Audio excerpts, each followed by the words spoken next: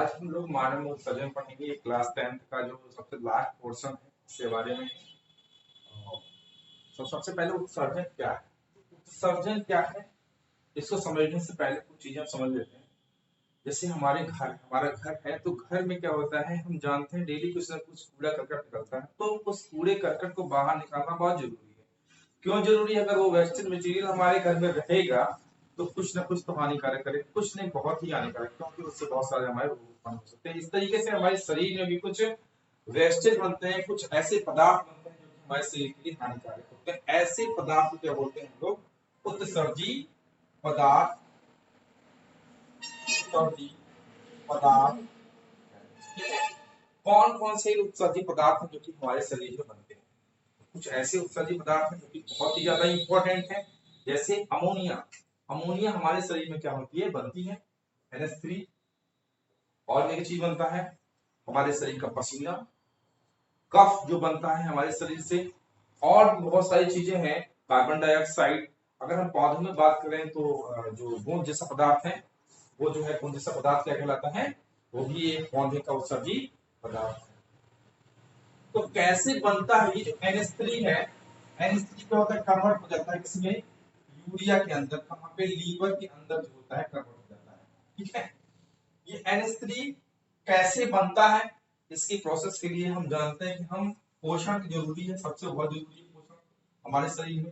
पोषण नहीं होगा तो हमारे शरीर में क्या होगा? ऊर्जा की प्राप्ति नहीं होगी। इसी ऊर्जा की प्राप्ति करने के समय अगर हम भोजन खाएंगे तो कहाँ जाएगा? ये जाएगा लार्ज इंटेस्टाइन में। कहाँ जाएगा? लार्ज इंटेस्टाइन में जाएगा।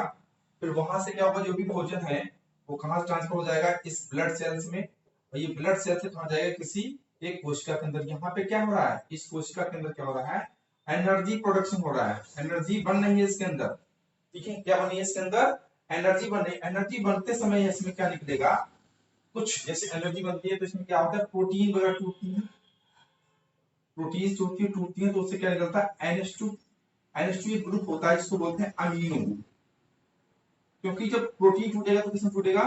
अमीनो ग्रुप में टूटता है। तो अमीनो ग्रुप में क्या होता है? जो अमीनो ग्रुप होता है उसमें NH2, आप कई सारे NH2 मिलकर क्या बनाएंगे? NH3 बनाएंगे। अब NH3 इसी को बोलते हैं अमोनिया। अमोनिया क्या है? हमारे शरीर का मुख्य उत्सर्जी पदार्थ है, जो कि हमारे प्रत्येक कोशिका के अंदर बनता है। कब बनता है? जब प्रोटीन टूटती है। ठीक है, आई बात समझ में? एनर्जी प्रोडक्शन के लिए जब प्रोटीन टूटती, जानते हैं जो है तीन बायोफ्यूल्स हमारे, जो कि जो कार्बोहाइड्रेट जो मुख्य है, उसके बाद फिर फैट, उसके बाद प्रोटीन। ठीक है, तो जब प्रोटीन टूटती है तो उससे क्या निकलता है? अमीनो ग्रुप एक जो होता है अमीनो एसिड्स में। जानते हैं क्या है अमीनो एसिड्स? अमीनो एसिड्स बनता है। अमीनो एसिड्स जो होता है फर्दर जो होता है ब्रेक होता है। ठीक है, फर्दर ब्रेक होकर क्या बनाता है? NH2। ये ब्रेक होगा। ठीक है, ये ब्रेक होकर बनाता है NH2 बनाता है। NH2 क्या होता है? अमोनिया में अमोनिया NH2, बहुत सारे NH2 ग्रुप जो मिलकर के क्या बनाएंगे? NH3 बनाएंगे। ठीक है, जो NH3 जो अमोनिया बन गया है वो हमारे शरीर के लिए बहुत ही ज्यादा हानिकारक। क्यों हानिकारक है? ये जो NH3 है, अमोनिया है, हमारी जो कोशिका होती है, कोशिका की जो लेयर होती है, इस लेयर को क्या करता है? ब्रेक कर देता है। ठीक है, ब्रेक करने के बाद क्या करता है? इसे जो वाटर है वो बाहर निकाल देता है। ठीक है, किससे? कोशिका से बाहर निकाल देता है। और फिर क्या करता है? इसमें ये इससे रिएक्ट करेगा। क्या? NH3 जो होता है इससे रिएक्ट करेगा। बनाया क्या? NH4OH। ठीक है, क्या बनाएगा? NH4OH बना देता है। ठीक है, तो इस तरीके से क्या होगा? सारा पानी जो कोशिकाओं का पानी है वो निकाल लेता है, और कोशिका एक जो है एक तरीके से बहुत ही हानिकारक प्रदान करता है। अब इस NH3 का निकलना बहुत जरूरी है। कुछ हमारे और भी जीव हैं जो कि NH3 को, जहां जो वाटर में रहने वाले एनिमल्स हैं वो डायरेक्ट NH3 को एक्सपेल करते हैं, वो यूरिया में कन्वर्जन नहीं करते, क्योंकि जो NH3 है उसको निकालने के लिए बहुत सारे पानी की जरूरत पड़ती है। ठीक है, तो पानी कहाँ अवेलेबल है?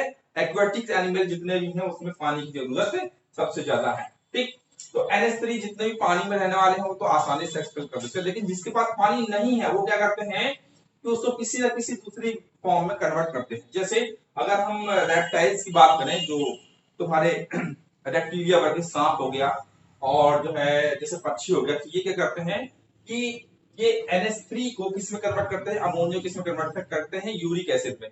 और ऐसे ही आदमी है या फिर स्तनधारी जो जंतु है वो भी क्या करते हैं, तुम्हारे NH3 को यूरिया में कन्वर्ट करते हैं। ठीक है, ऐसा समझ में।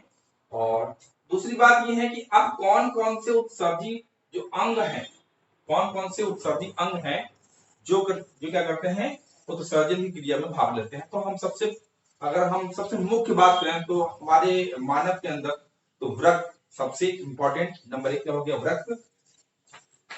समझ लेता हूं हम लोग थोड़ा सा।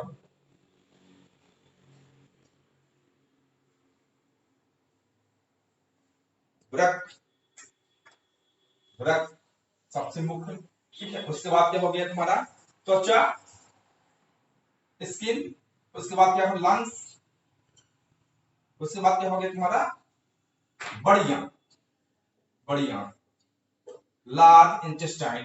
तो ये मुख्य जो है ये क्या है, उत्सर्जी अंग है।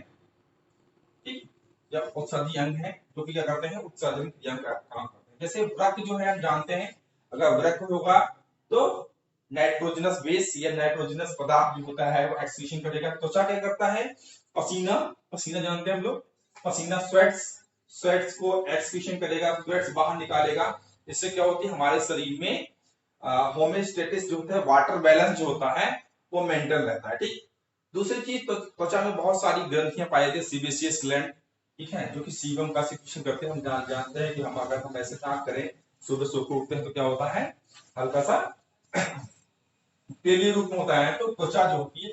और बाकी हम अगर म्यूबियन ग्लैंड की बात करें तो हमारी आंखें, और जो है वैक्स ग्लैंड की बात करें तो हमारे कान में भी कुछ ग्लैंड्स हैं जो कि फूट नामक पदार्थ जो कि एक्सक्रीशन करती है। ये सब क्या है, त्वचा की कुछ ग्रंथियां होती हैं जो कि क्या करती हैं, उत्सर्जन में मुख्य भाग लेती है। फेफड़े हम जानते हैं, जब हमें कोई बीमारी हो जाती है, कोई दिक्कत हो जाती है हमारे फेफड़ों में, तो क्या करता है, कफ एक नामक पदार्थ होता है जो कि क्या करता है, एक्सक्रीशन में मेन रोल करता है, बाहर निकाले। इसमें क्या होता है, म्यूकस ग्लैंड जो होती है ये म्यूकस सिक्रीशन करती है। म्यूकस क्या है, इस पदार्थ का बाहर निकलना जरूरी है। इसलिए जब हमें कफ बनता है तो बहुत सारा कफ जो हम बाहर निकालते हैं। ठीक है, जब कोई इंफेक्शन हमारे लंग्स में। बड़ी आंत में जानते हैं कुछ ऐसे पदार्थ हैं जो कि बड़ी आंत में जो होती है, पिगमेंट्स हैं, ठीक है, जो कि बड़ी आंत जो होती है उसको बाहर निकालने का। तो ये मुख्य जो है इसमें हम मुख्य रूप से वृक्क पढ़ेंगे। ठीक है, ऐसा समझे। तो वृक्क के बारे में सबसे ज्यादा इंपॉर्टेंट क्लास 10 के लिए मानव उत्सर्जन वृक्क सबसे इंपॉर्टेंट है।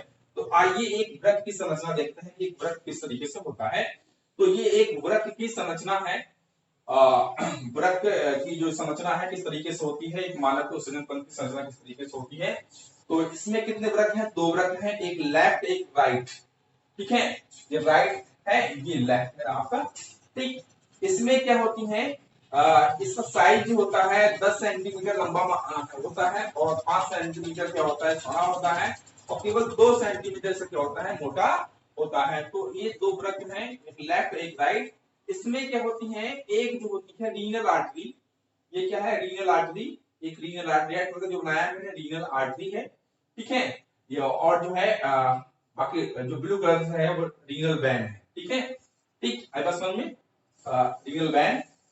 तो इसमें एक जो है इसमें चली जाएगी, दोनों जो है रीनल वेन, एक इसमें और एक रीनल आर्टरी एक इसमें दोनों में चली जाएगी। अब उसके बाद देखते हैं कि किडनी जो होती है एक ट्यूब लाइक नलिका लाइक स्ट्रक्चर होता है जिसको हम मूत्र नलिका कहते हैं। मूत्र नलिका जो होती है वो आकर किस में खोलती है, यूरिनरी ब्लैडर में। ये कितनी होती है, 2 की संख्या में होती है। तो कितनी संख्या है, 1 और 2, 2 संख्या है मूत्र नलिका की। एक संख्या ये, एक 2 है। कहां खुलती है, यूरिनरी ब्लैडर के अंदर खुलता है। यूरिनरी ब्लैडर क्या है, एक मस्कुलर स्ट्रक्चर है, एक ट्यूब, एक गोल सा कप लाइक स्ट्रक्चर है जिसमें क्या होता है, यूरिन इकट्ठा होता है। और यूरिन जो इकट्ठा होता है, जब हमें ये मैसेज मिलता है कि हाँ यूरिनरी ब्लैडर भर गया है, तो क्या होता है, बाहर निकलना बहुत जरूरी है।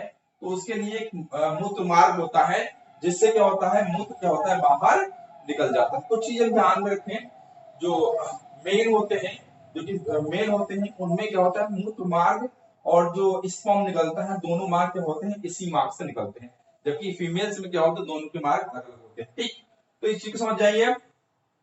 अगर हम बात करें तो इस किडनी के ऊपर हम देख रहे हैं कि एक जो है गोल आकार की इस तरीके से अर्धचंद्राकार आकार की जो होती है एक रचना होती है जिसको बोलते हैं अधिवृक्क ग्रंथि। क्या बोलते हैं इसको, अधिवृक्क ग्रंथि। ठीक, अगर हम बात करें आगे इसके स्ट्रक्चर की, तो अगर हम इसको काटें तो कौन सी चीज ऐसी है जो कि मूत्र के निर्माण में भाग लेती है, जानते हैं किडनी है।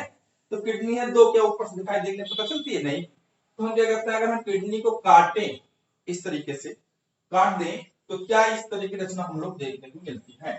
ठीक, तो वो कौन सी चीज है जो मूत्र निर्माण में भाग लेती है, तो सबसे छोटी जो होती है तो मैंने यहाँ बना दिया है कि एक नेफ्रॉन जो होता है किस तरीके से किडनी के अंदर स्थित होता है। तो अगर हम इसकी अर्धकाट को देखें तो इसमें क्या होता है, अर्धकाट में देखें तो इसमें कुछ चीजें हमको दिखाई देती है। ठीक, क्या क्या चीज दिखाई देती है, सबसे पहला चीज जो है ये क्या है तुम्हारा, ये यूरेटर। देखें ना, ये मूत्र नलिका है जो कि कहां पर जा रही है, किडनी के अंदर खुल रही है।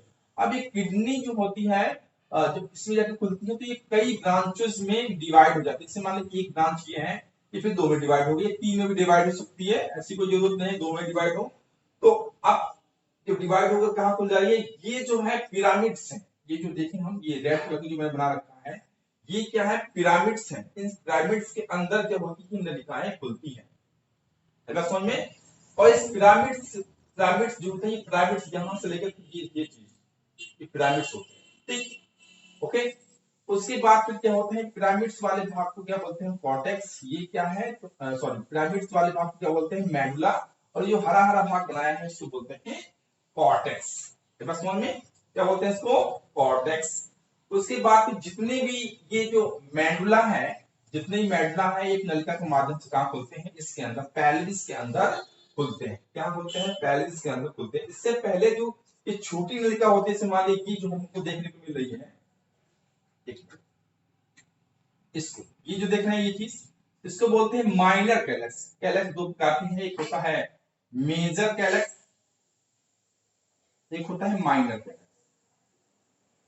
तो हम देख रहे हैं ये छोटा वाला जो है, ये वाला ये तीन जो है इसमें तीनों खुल रहे हैं। तो ये छोटा वाला क्या है, माइनर कैलक्स। और ये जो बड़ा वाला है, ये वाला जो यहाँ पर खुलता है, ये वाला ठीक, ये क्या है, मेजर कैलक्स है। ठीक, इस तरीके जितने भी छोटे छोटे वाले हैं वो माइनर कैलक्स हैं, और जो बड़े वाले वो क्या है, मेजर कैलक्स है। ठीक, तो जो कैलक्स को मिला कैलक्स जो होता है वो होता है पेल्विस में, पेल्विस का होता है यूरेटर के अंदर। और एक जहां पे ये जो मुड़ा होता है, जैसे यहाँ पे जो मुड़ा है, यहाँ पे एक गैप होता है, इस गैप को क्या बोलते हैं हम लोग, हिलस गैप।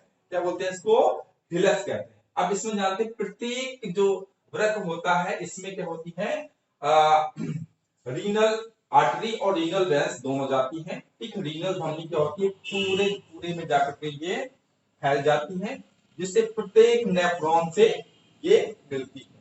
अगर हम बात करें इसमें मुख्य जो किडनी की बात करें, वृक्क की बात करें, तो वृक्क जो होता है, मुख्य जो होता है, इसकी जो यूनिट होती है वृक्क की, जो क्या होती है, नेफ्रॉन होती है, जो कि फंक्शनल एंड स्ट्रक्चरल यूनिट, मतलब कि जो मुख्य कार्य का जो निभाती है, मूत्र निर्माण जो करती है, वो क्या है, नेफ्रॉन है, जो कि क्या है, किडनी की स्ट्रक्चरल और फंक्शनल यूनिट है। आई बात समझ में।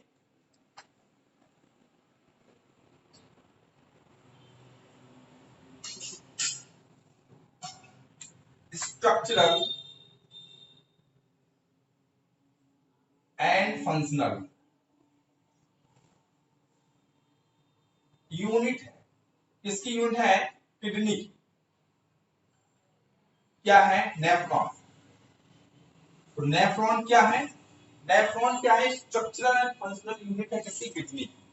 ठीक है, जिस तरीके से हमने शरीर की जो फंक्शनल और स्ट्रक्चरल यूनिट देखा था वो क्या है, सेल्स है। ठीक है, और हमने फेफड़ों में देखा था, लंग्स में देखा था, तो लंग्स का जो फंक्शनल और स्ट्रक्चरल यूनिट है वो क्या थी, कमेंट बॉक्स में बताइए।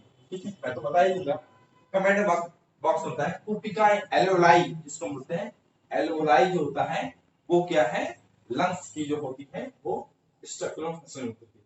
अब कहने का मतलब, अब नेफ्रॉन का काम क्या है, तो हम जानते हैं मुख्य जो मूत्र निर्माण की प्रक्रिया होती है वो नेफ्रॉन के अंदर ही होती है। ठीक, तो हमने क्या कर लिया, इसके एक वृत्त की संरचना देख लिया किस तरीके से होती है। तो कितने भाग हैं वृत्त के, एक होता है बायां वृत्त और दायां वृत्त, और इसमें धमनी जाती है जो कि वृत्तशिरा और वृत्त धमनी कहते हैं। उसके बाद ये किससे जुड़ा होता है, नलिका के द्वारा जुड़ा होता है, जो कि क्या होता है यूरिनरी ब्लैडर में। यूरिनरी ब्लैडर क्या है, एक मस्कुलर स्ट्रक्चर है, फ्लैक्सुलर स्ट्रक्चर है, जिसमें जो होता है यूरिन क्या होता है इकट्ठा होता है और एक यूरेथ्रा जो होता है वो बाहर निकलता है। अब जानते हैं ह्यूमन बींग्स में जो पुरुष होता है यहीं पे जो होता है क्या जुड़ा होता है, यहीं पे आके स्पर्म वाली डक्ट आकर जुड़ती है, यहाँ पे स्पर्म स्पर्म डक्ट, ठीक, स्पर्म डक्ट इसका अंदर जुड़ती है। ठीक है, उसके बाद इसी रास्ते से इसी मूत्र मार्ग से क्या होता है स्पर्म और यूरिन दोनों पास होता है। ठीक है, इसी रास्ते समझ गए। और हमने अगर हम अर्धकाट की बात देखें तो एक किडनी अर्धकाट देखते हैं तो सबसे पहले क्या देखते हैं, इसके ऊपर एक लेयर होती है, इसको कैप्सूल बोलते हैं। उसके बाद क्या होती है, सबसे ऊपर वाली लेयर को क्या बोलते हैं हम लोग, कॉर्टेक्स बोलते हैं। इसके अंदर मेडुला होता है, उसके बाद पेल्विस होता है। पेल्विस जो होता है वो किसमें खुलता है, यूरेटर में खुलता है। ठीक, और इसमें दो तरह की वृक्क धमनी और वृक्कशिरा दोनों तरह की जो है वायरिंग पाई जाती है। ये क्या ब्लड को लेकर जाती है, वापस ब्लड से निकलता है, वृक्कशिरा के द्वारा बाहर निकल जाता है। ठीक, अब पिरामिड्स की संख्या कितनी होती है, पिरामिड्स की संख्या होती है 8 से 18। कई सारी बुक्स में अलग अलग दिया हुआ है, लेकिन ये भी सही है, कोई दिक्कत नहीं है। ठीक, अब हम मेन चीज बात करें, जो नेफ्रॉन, नेफ्रॉन ही क्या करता है, मानव में उत्सर्जन की मुख्य भूमिका निभाता है। तो नेफ्रॉन का हम लोग स्ट्रक्चर देखेंगे, इसमें बताया आपको स्ट्रक्चर ऑफ फंक्शनल यूनिट है कैसे कितनी की। तो नेफ्रॉन जो होता है वो क्या है, कितनी की संख्या में होता है, इसका काम क्या है, निर्माण में इसकी क्या भूमिका है, इसके बारे में हम लोग अभी चित्र बना करके तो जो हम लोग देखा था कि जो है किडनी जो है एक तरीके से उसकी जो फंक्शनल यूनिट है और स्ट्रक्चरल यूनिट क्या है, नेफ्रॉन। नेफ्रॉन का स्ट्रक्चर हम लोग अभी चित्र बना के समझेंगे। नेफ्रॉन क्या है, एक जो निर्माण में जो मुख्य भूमिका जो है नेफ्रॉन की है। तो सबसे पहले बात करें ये कहां पर होते हैं, तो किडनी के अंदर होते हैं। कितनी संख्या होती है, तो अगर हम बात करें तो एक किडनी के अंदर कितने होते हैं, 10 लाख। कितने होते हैं, 10 लाख। ठीक, दो किडनी की बात करें तो 200 गुना, एक 200 गुना कर लीजिए, कितने हो गए 20 लाख, 20 लाख 20 लाख। ओके, अब कहां पर होते हैं तो हम जान नहीं, देखिए इसका कुछ हिस्सा जो होता है कॉर्टेक्स वाले भाग में होता है इस तरीके से, और जो और उसके थोड़ा सा भाग देखिए, जो नीचे वाला भाग ये वाला भाग लूप ऑफ हैंडले वाला भाग क्या है, हल्का सा क्या हो रहा है इसके अंदर आ जाता है।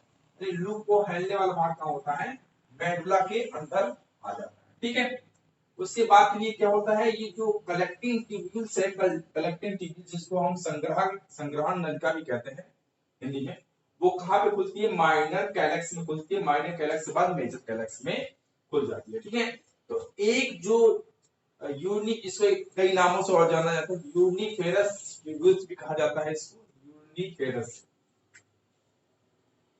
Urinary ferrous tubules. ठीक है, ये भी नाम है इसका। ठीक, नेफ्रॉन, और हिंदी में कहते हैं इसको वक्राणु। क्या बोलते हैं इसको, वक्राणु कहते हैं। तो एक जो नेफ्रॉन है वो क्या है, मुख्य भूमिका निभाता है मूत्र के निर्माण में। एक स्ट्रक्चर हम बात करें, देखते हैं किस तरीके से नेफ्रॉन की स्ट्रक्चर होता है, कैसे कैसे मूत्र निर्माण में वो भाग लेता है। तो अगर हम स्ट्रक्चर की बात करें तो सबसे पहले ये जो रेड कलर के मैंने बनाया है ये क्या है, ये जो डिवीजन आर्टरी आ रही है, लेकिन वो क्या है यहाँ पे चौड़ी है, उसके बाद भी यहाँ पे क्या है पतली हो गई है। इसका कारण भी क्या है आगे बताएंगे। उसके बाद ये जो है ये कैप्सूल नामक स्ट्रक्चर में खुलती है, इसको बोमन कैप्सूल बोलते हैं। तो कितने ग्लोमेरुलस बोमन कैप्सूल, बीसीटी लैब of Henle, loop of Henle और कलेक्टिव ट्यूब्यूल्स। तो ये इसके मुख्य भाग हैं किसके, नेफ्रॉन के। ठीक है, तो सबसे पहले भाग जो होता है ये क्या है, ग्लोमेरुलस। ये क्या होता है, यहाँ पे जो नलिका होती है आने वाली होती है, इसको बोलते हैं एफरेंट आर्टियोल्स। क्या बोलते हैं इसको, एफरेंट आर्टियोल्स बोलते हैं। और जो नीचे खुल रही है इसको बोलते हैं इफरेंट आर्टियोल्स। ठीक है, इसको बोलते हैं एफरेंट एफरेंट आर्टिकल्स, ये कर सकते हैं आर्टिकल्स, इसको बोलते हैं इफरेंट आर्टिकल्स। ठीक, अब ये जो नलिका होती है यहाँ पर क्या होती है, मोटी मोटी यहाँ पे कर देते, क्यों? क्योंकि जो इसका ब्लड का प्रेशर है इसके अंदर ज्यादा हो जाएगा, किसके अंदर, ग्लोमेरुलस के अंदर ज्यादा हो जाएगा, तो क्या होगा, जितने भी जो छनने वाले पदार्थ हैं वो तुरंत किसमें छन जाएंगे, मूवमेंट कैप्सूल के अंदर छन जाएंगे। ठीक है, इसलिए यहाँ पे प्रेशर बनाने के लिए यहाँ जो नलिका होती है, जो ईए की इफरेंट आर्टिकल्स की जो नलिका होती है वो क्या होती है, बहुत ज्यादा पतली होती है। ठीक, इसलिए यहाँ पे प्रेशर बनाने के लिए होता है। ठीक, दूसरी चीज है इसमें क्या, इसी के अंदर जितने भी चीजें हैं सब छन जाएंगे, ऐसा नहीं है कि केवल एक विशेष चीज ही इसमें छनेगा। तो आप जान नहीं कि इसका काम क्या है, क्या काम है इसका, नेफ्रॉन का सिर्फ और सिर्फ छानना। जबकि हमने यूरिया का निर्माण कहाँ देख लिया था, यूरिया निर्माण कहाँ हो जा रहा है, लीवर के अंदर ही हो जा रहा है। केवल किडनी का काम क्या है, इन सारे न्यूट्रिएंट्स को छान करके, ठीक है, जो गलत न्यूट्रिएंट्स है, मतलब कि न्यूट्रिएंट्स का भी देखिए एब्जॉर्ब भी होगा, जो वेस्ट है, कौन सा वेस्ट है जो कि हमारे शरीर के लिए हानिकारक है, नाइट्रोजनस वेस्ट, यानी जो यूरिया है उसको बाहर निकालना। ठीक, अब कुछ मात्रा में यूरिया और प्लस जो वाटर है उसको बाहर निकालना। ठीक, तो क्या हो रहा है इसके अंदर, हम देख रहे हैं, अब जो छानेगा, ठीक है, क्या क्या चीज छानेगा, सब छान देगा, जो भी चीज को आता है सब छान देगा, ऐसा नहीं है कि कोई क्या क्या छान देता है, तो इसमें सारी चीज छान देगा। वहां पे जैसे amino acid, potassium ion, sodium ion, calcium ion, chlorine ion, hormones, vitamin, glucose सब छान देगा, सब कहां जाएगा, मूवमेंट कैप्सूल के अंदर। उसके बाद जब पीसीटी में आएगा, पीसीटी मतलब प्रॉक्सिमल कन्वोल्यूटेड ट्यूब्यूल्स, ठीक है, हिंदी में कहते हैं इसको समीपास कन्वोल्यूटेड, समीपास कुंडलित नलिका। ठीक, अब इसमें जैसे पहुंचेगा तब इसमें जो, अच्छा तुम सारी चीजें छान के भेज दिए, इसका मतलब सारी चीजें यूरिन के रास्ते से बाहर थोड़ा निकल जाएगी। ठीक है, तो ये क्या करता है, मुक्त खून का क्या है, रीअब्सॉर्ब होता है। रीअब्सॉर्ब मतलब जहां से पीसीटी से पदार्थ जो होते हैं ये सब क्या हो जाएंगे, बाहर निकल जाएंगे, मतलब इसके अंदर है तो कहां जाएंगे, बाहर। कौन कौन से पदार्थ बाहर आ जाएंगे, ये सब कहां जाएंगे, बाहर। इस प्रक्रिया को क्या बोलते हैं हम लोग, रीअब्सॉर्प्शन। रीअब्सॉर्प्शन, ठीक है, क्योंकि ये किडनी के अंदर बोला है इसलिए इसको बोलते हैं रीनल रीअब्सॉर्प्शन बोलते हैं। क्या क्या चीज अब्सॉर्ब हो रहा है इस नलिका के अंदर, मतलब पीसीटी से क्या क्या चीज अब्सॉर्ब हो रहा है, तो amino acid, sodium, potassium, calcium, chlorine, ions और हार्मोन्स, विटामिन, ग्लूकोज और भी जो भी नेसेसरी चीजें हैं जो कि यूरिन में नहीं जानी चाहिए, वो सब चीज यहाँ पर एब्सॉर्ब हो जाएगी। उसके बाद फिर हम जाएंगे कहाँ पे, लूप ऑफ हैंडले के अंदर। लूप ऑफ हैंडले में क्या होता है, जो ये नीचे वाला आ रहा है इसको बोलते हैं डिसेंडिंग लूप ऑफ हैंडले, और जो ऊपर जा रहा है इसको बोलते हैं असेंडिंग लूप ऑफ हैंडले। तो ascending descending loop of Henle होता है, केवल वाटर के लिए परमेबल होता है, केवल वाटर ही इससे निकलता है और कोई चीज नहीं इससे निकलती है। ठीक है, ऐसा नहीं कि इसमें ये जो है सोडियम क्लोराइड के लिए परमेबल नहीं है, केवल किसके लिए, वाटर के लिए। ऐसे ही ये जो असेंडिंग है वो सोडियम क्लोराइड के लिए परमेबल है, ठीक है, और वाटर के लिए नहीं है, H2O के लिए ये परमेबल नहीं है। ठीक है, क्या ये, ठीक है, बस समझ में इस चीज को विशेष ध्यान रखना है। अब जैसे जैसे ऊपर जाएंगे, अब इसमें क्या हो रहा है, जैसे ऊपर जाएंगे यहाँ सोडियम, क्लोरीन, पोटेशियम, ये कई सारे आयन यहाँ जो एब्जॉर्ब हो जाएंगे। अब जो बचे कुचे रहेंगे वो डीसीटी में एब्जॉर्ब हो जाएंगे, sodium, calcium, chlorine, potassium, hydrogen ion, ठीक है, ये सब यहाँ पे डीसीटी में हो जाएंगे। डीसीटी का मतलब होता है डिजिटल कॉन्वोल्यूटेड ट्यूब्यूल्स, हिंदी में कहेंगे दूरस्थ कुंडलित नलिका। ठीक, उसके बाद कहा जाएंगे कलेक्टिंग ट्यूब्यूल्स होगी, जहां पे उसको कलेक्शन कर दिया जाएगा सारी चीज। अब सबसे मेन चीज यहाँ पे एक हार्मोन होता है एडीएच, एडीएच हार्मोन का, जिसका बहुत बड़ा रोल है। अगर हमारे शरीर के अंदर पानी की कमी है, शरीर मतलब ये हमारा बॉडी है, क्यों, क्योंकि नलिका है, अगर नलिका से बाहर निकल जाएगा तो किडनी का से बाहर निकल जाएगा, ये बॉडी हमारी। अब बॉडी में पानी की कमी है तो क्या हो जाएगा, एडीएच एक्टिवेट हो जाएगा, वो कहेगा पानी हमारे यहाँ वाटर यहाँ पे अंदर कर दो। अब पानी अंदर से कहां चला जाएगा, ब्लड के माध्यम से कहां चला जाएगा, ये जो है विभिन्न कोशिकाओं में पहुंच जाएगा। तो अगर पानी की कमी है तो एडीएच एक्टिवेट होगा, पानी की कमी नहीं है तो एडीएच एक्टिवेट नहीं होगा। ठीक, ऐसा समझ में। तो एडीएच जो है एक्टिवेट कब होगा, जब हमारे शरीर के अंदर पानी की कमी होगी तब। अब ये किसके लिए परमेबल है, ये H2O के लिए परमेबल है। ठीक है, और यहाँ पर नीचे आएंगे तो ये भी जो है कई सारे आयंस के लिए परमेबल है, सोडियम आयन, पोटेशियम आयन।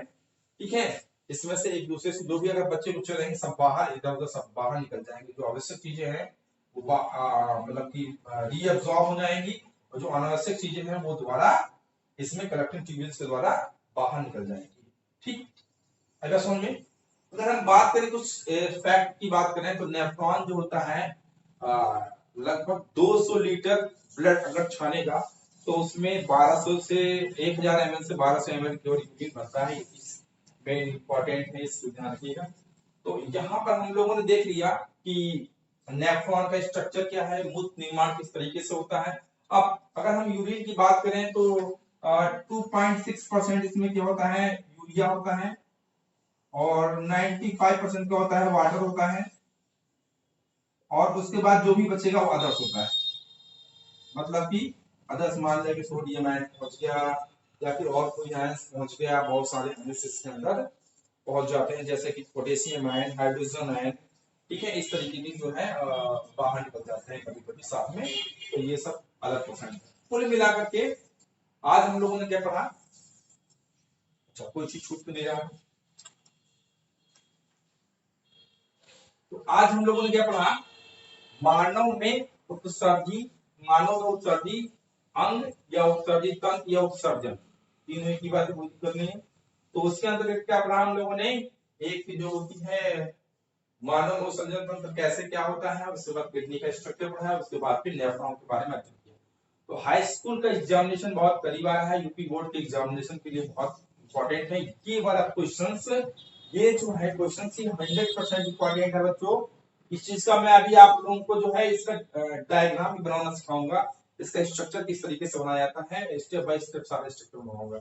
जितने भी ऑर्गन्स हैं उनके स्ट्रक्चर जो कि एग्जाम से जो है बहुत इंपॉर्टेंट है, सारे के मैं स्ट्रक्चर आप लोग को बनवाऊंगा। एक चीज और इसमें ये देखिए, यहाँ पे जो मैंने लाइन एक डिवाइड की है, ये वाला भाग जो रहता है वो किसके अंदर रहता है, मेडुला के अंदर रहता है। ये वाला भाग कहाँ रहता है, कॉर्टेक्स के अंदर रहता है। ठीक, तो अगर वीडियो आप लोग को बच्चों समझ में आ रहा है, मेरा पढ़ाया हुआ, तो आप वीडियो को लाइक करिए, कमेंट करिए, और जो अच्छा लगे, बहुत अच्छा लगे तो शेयर करिए, अपने दोस्तों में बांटिए इसको, ताकि इस वीडियो का लाभ जो है बहुत सारे संख्या में बच्चे उठा सकें। ठीक, धन्यवाद।